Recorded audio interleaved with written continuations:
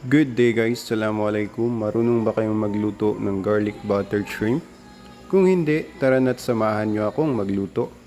Unang nilagay natin dyan, syempre, ang ating butter. Pagkatapos nyan, isusunod na natin ang ating minced garlic. At atin na nga yang halu-haluin hanggang sa lumabas ang kanyang aroma at medyo maging golden brown ang ating garlic. Sa mga nagbabalak pong magluto nito guys, must try po kasi madali lang ating garlic buttered shrimp. At ayan nga, nilagay na natin ang ating shrimp o hipon sa Tagalog. Ito pong shrimp natin guys ay 500 grams lang o half kilo na nabili natin sa palengke. So wag po kayong mag-alala at ilalagay din natin dyan ang list ng ating ingredients. Yun nga po back to cooking. After po natin itong takpan at maging kulay orange na ang ating shrimp, atin lang itong i-set aside muna para masimulan na nating timplahan ang ating main sauce. At after nga natin itong ma-set aside guys, simulan na natin ang pagtimpla sa ating main sauce. First, maglalagay lang po tayo dyan ng 1 tablespoon of tomato paste. Ayan.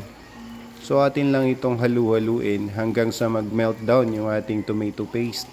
Susunod na nga dyan ang ating Sprite guys, na sakto ang laki. Syempre atin na rin itong halu-haluin. Huwag po natin kalimutang napaka-importante po niyan.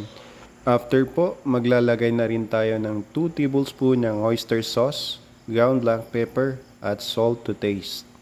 At ayan nga, pag natimplahan na natin guys, ilalagay na natin ang ating sinet aside na mga shrimp, Atin lang itong ulit halu-haluin para naman mag-blend yung ating sauce sa ating shrimp o hipon. Itsura pa lang guys, paniguradong masarap na at nakakatakam syempre. Yun nga guys, let it boil lang po hanggang sa mag-reduce ang sauce at maging sticky ito guys. At lastly, wag po natin kakalimutan ng spring onion o sibuyas dahunan. At ayan nga guys, okay na yan. Luto na ang ating garlic buttered shrimp. At ayan nga guys, kung nagustuhan nyo po ang luto natin ngayon, please like and share. At mag-follow na rin po tayo sa ating munting bahay. Salamat po!